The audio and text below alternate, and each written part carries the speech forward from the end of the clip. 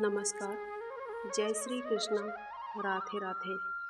आप देख रहे हैं प्राचीन दिव्य ज्ञान। आप सभी का एक बार फिर से स्वागत है। आज हम सुनेंगे संतान सप्तमी व्रत कथा।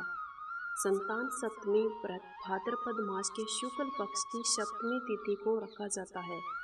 सप्तमी तिथि सूर्य भगवान को समर्पित है। कहते हैं यह व्रत संतान की कामना करने वालों के लिए बहुत ही उत्तम व्रत है। भाद्रपद मास के शुक्ल पक्ष की सप्तमी तिथि को संतान सप्तमी और अनंत सप्तमी के नाम से जाना जाता है। भविष्य पुराण में बताया गया है कि सप्तमी तिथि सूर्य भगवान को समर्पित है। सप्तमी तिथि के दिन सूर्य भगवान की पूजा अर्चना करके आरोग्य और संतान सुख की प्राप्ति के लिए व्रत रखा जाता है। सूर्य भगवान की अष्टदल बनाकर पूजा करें, घी का दीपक जलाएं और लाल फूल चढ़ाएं। अगर हो सके तो कनेर का फूल उत्तम और फलदायी माना गया है। और इसके साथ साथ लक्ष्मी नारायण की पूजा भी इस व्रत में की जाती है। संतान सप्तमी व्रत की कथा भी हम सुन लेते हैं। संतान सप्तमी व्रत संतान सुख प्रदान करने वाला व्रत है। इस व्रत में संतान को आरोग्य और दीर्घायु की प्राप्ति होती है। भगवान श्री कृष्ण ने एक बार पांडु पुत्र युधिष्ठिर को भाद्रपद मास के शुक्ल पक्ष की सप्तमी तिथि का महत्व बताते हुए कहा कि इस दिन व्रत करके सूर्य देव और लक्ष्मी नारायण की पूजा करने से संतान की प्राप्ति होती है। और साथ ही कृष्ण भगवान ने बताया कि उनकी माता देवकी के पुत्रों को कंस जन्म लेते ही मार देता था।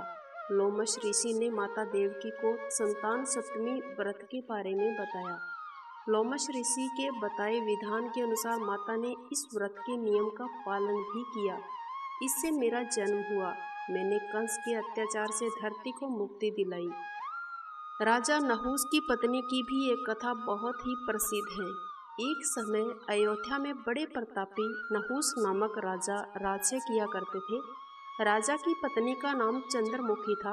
उनकी एक सहेली भी थी, उसका नाम था रूपमती।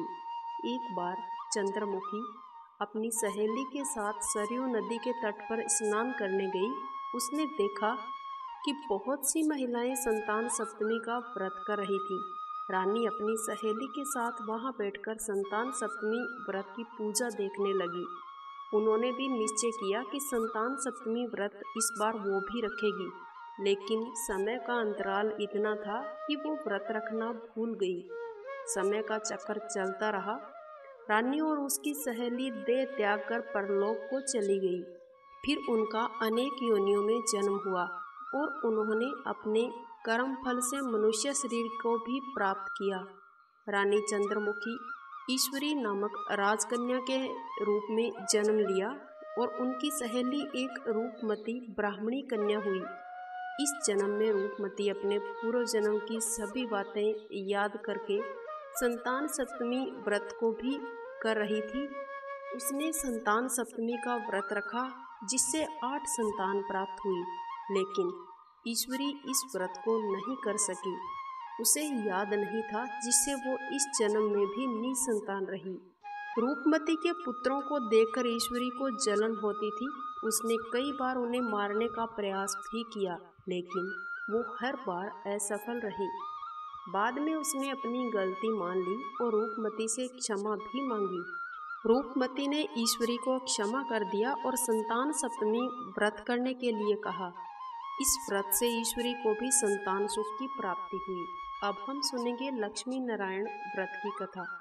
कथा के अनुसार लक्ष्मी और नारायण दोनों एक दूसरे की महत्ता जानने के लिए बहुत ही उत्तेजित थे। इस पर बहस बढ़ती जा रही थी। नारायण भगवान ने इस तथ्य को समझाने के लिए एक परीक्षा का आयोजन किया।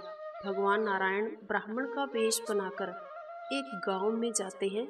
वहां के मुखिया से कहते हैं कि वह इस स्थान पर श्री नारायण जी की पूजा करना चाहते हैं और कथा करना चाहते हैं। गांव के मुखिया ने उनकी बात मानकर उन्हें एक स्थान दे दिया और कथा भी शुरू हो गई। गांव के सभी लोग उस कथा को सुनने के लिए हर दिन जाते। ऐसे में लक्ष्मी जी ने अपनी स्थिति को नजरअंदाज होते हुए देखा तो वो भी वेश बदलकर एक वृद्ध स्त्री का रूप धारण करके उसी गांव में पहुंच जाती है।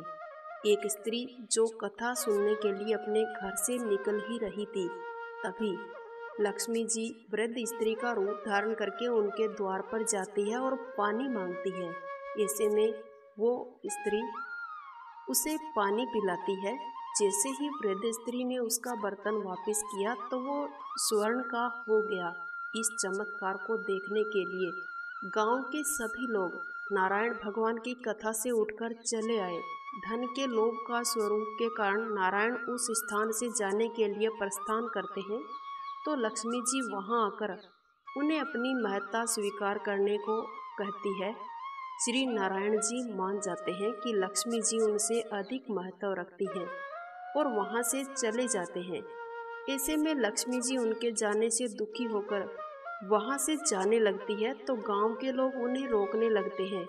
इस प्रकार लक्ष्मी जी गांव के लोगों से कहती है कि जहां नारायण जी की कथा और पूजन वास नहीं होता है, मैं वहां वास नहीं करती हूँ।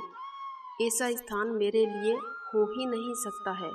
जिस स्थान पर लक्ष्मी जी और नारायण जी दोनों का पूजन होता है, मैं वहीं स्थापित होती हूँ। इस प्रकार लक्ष्मी जी नारायण जी के समक्ष इस बात को कहती है कि आपके बिना मैं कुछ भी नहीं हूँ। हे स्वामी, मेरे बिना आप और आपके बिना मैं, हम दोनों एक दूसरे का स्वरूप हैं। ऐसे में जो भी भक्त लक्ष्मी नारायण जी की एक साथ पूजा करते हैं, उन्हें प्रभु का सदैव आशीर्वाद प्राप्त होता है। बोलिए लक्ष्मी नारायण भगवान की जय। आज की हमारी कथा यहीं तक। मुझे उम्मीद है कि आपको ये वीडियो जरूर पसंद आया होगा। अगर अच्छा लगा है तो जाते जाते इसे लाइक कीजिएगा, शेयर कीजिएगा।